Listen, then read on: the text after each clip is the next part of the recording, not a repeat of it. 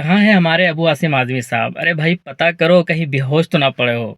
लेकिन एक चीज़ तो है, एक ही चीज़ ये है कि जुमा का दिन जब रिज़ल्ट आता है ना एमआईएम को लेकर जिस-जिस इलेक्शन के अंदर मैंने देखा है कि वो दिन एमआईएम के लिए लाजवाब रहता है, वो कामयाबी एमआईएम के लिए बहुत शानदार रहती है। अभी बिहार ही में देखा था मैंने जब बिहार के अंदर विधानसभा का रिज़ल्ट और काउंटिंग हो रहा था, वो भी दिन जुमा का ही था और क्या शानदार रिज़ल्ट आ रहे थे बिहार का भी, जुमा का दिन ही था और ज़बरदस्त कामयाबी भी मिली थी। वैसा ही कुछ अब महाराष्ट्र के अंदर भी देखने को मिल रहा है। म्युनिसिपल कॉर्पोरेशन का चुनाव हुआ था, वोटिंग हुई थी 15 जनवरी को। आज काउंटिंग जो है वो लगातार चल रही है और एमआईएम के बहुत अच्छे परिणाम भी आए। कितने-कितने सीटों पर जीत हासिल हुई है, वो मैं बताने वाला हूँ इस वीडियो के माध्यम से। भिवंडी जो मैं बात कर रहा हूँ, वो आसिम आज़मी साहब का गढ़ है, जहाँ के वो विधायक है और अतीक अहमद जो एमआईएम के एक अच्छे और सिपाही और जानदार और शानदार सिपाही बनकर निकल रहे हैं। बहुत अच्छा उन्होंने काम किया है।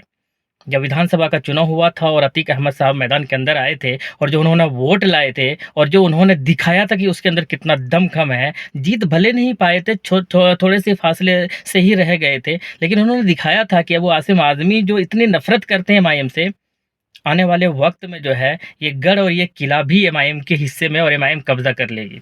और अब वो आसिम आज़मी साहब जो ये कह रहे थे कि उठाकर पटक देंगे ना, तो 32 के 32 दाँतें निकल जाएँगे। जो ये कह रहे थे कि जो सपा को वोट नहीं करेगा ना, वो सच्चा मुसलमान नहीं हो सकता। तो ये कह रहे थे कि असदुद्दीन ओवैसी और एमआईएम जो है सिर्फ़ और सिर्फ़ बीजेपी के लिए ही काम करती है। बीजेपी के कहने पर ही ये मुंबई भी आई है और हर जगह पर जाती है। बहुत सारे लोग इनके ऊपर निशाना साध रहे थे। पूरे जितनी भी सियासी पार्टियाँ थी ना महाराष्ट्र के अंदर, सब एक तरफ लग रहा था हो गया है और एमआईएम के खिलाफ बात कर रहे थे सब। सब कोई का यानी चीज़ें साफ नज़र आ रही थी, सब कोई मिलकर एमआईएम को रोकना चाह रही थी।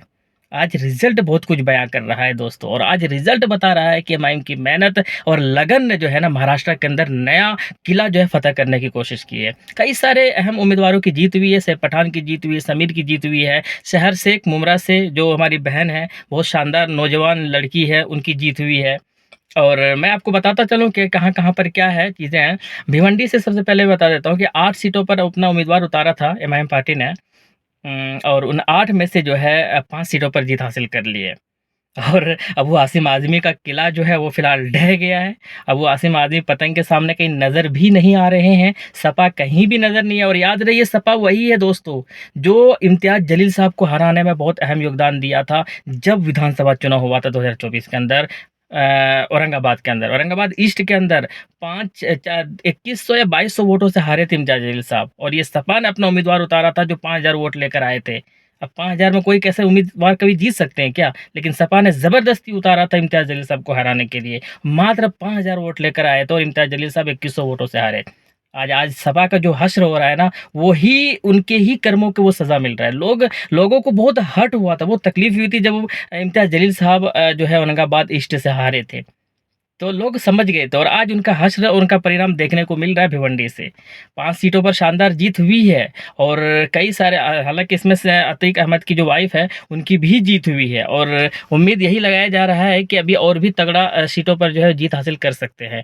अब औरंगाबाद की बात कर लेते हैं, एक हमारे हिंदू भाई की जीत हुई है और काका साहब काकड़े की जीत हुई है और उन्होंने भी दिखाया कि देखिए, यहाँ पर हिंदू भाई ना सिर्फ़ एमआईएम उनको टिकट देते हैं, बल्कि हिंदू भाई जीत कर भी एमआईएम के अंदर आते हैं। औरंगाबाद के अंदर जिस वक़्त मैं वीडियो बना रहा हूँ 15 सीटों पर लगभग जीत के करीब पहुँच चुके हैं और उम्मीद यही है क्योंकि एग्ज़िट पोल ने भी दिखाया था कि 22 प्लस सीटों पर जीत हासिल कर सकती है औरंगाबाद के अंदर और अभी फ़िलहाल जो है 15 सीटों पर बढ़त बनाई हुई है और कई सीटों पर जीत हासिल की है, 15 पर जीतने के बहुत करीब पहुँची हुई है। अमरावती के अंदर 11 सीटों पर जीत हासिल कर ली है एमआईएम पार्टी ने। धुले के अंदर जो है वो 4 सीटों पर जीत हासिल कर लिया। मालेगाँव के अंदर जो है वो 2 सीटों पर जीत हासिल की थी, 2 पर और भी जीतने के करीब पहुँच चुके थे। तो ये मुंबई की मैं बात बता देता हूँ, वहाँ पर भी जो है एमआईएम 2 सीटों पर जीत हासिल कर चुकी है। तो अभी कई सारे जगह पर है, पुणे है, नासिक है, थाने है, तो और भी कई जगहों पर ये रिज़ल्ट और काउंटिंग जो है शाम तक चलेंगे। फाइनल नतीजे क्या आएँगे, परिणाम क्या आएँगे, वो हम आपको ज़रूर बताएँगे। टोटल कितने सीटों पर जीत हुई है एमआईएम की, वो भी हम आपको बताएँगे जैसे-जैसे वक़्त गुज़रता जाएगा। लेकिन सबसे बड़ी खुशी और कामयाबी जो है फ़िलहाल एमआईएम के नज़रिए से देखा जाए, तो वो भिवंडी के अंदर है। अब वो आसिम आज़मी का गढ़ माना जाता था, वहाँ के वो सिटिंग एमएलए थे, विधायक थे और माना जा रहा था कि जो भी क्षेत्र अगर सिटिंग एमएलए और विधायक उनका हो, तो वहाँ पर भाई दूसरी पार्टी के जीतना आसान नहीं होता है।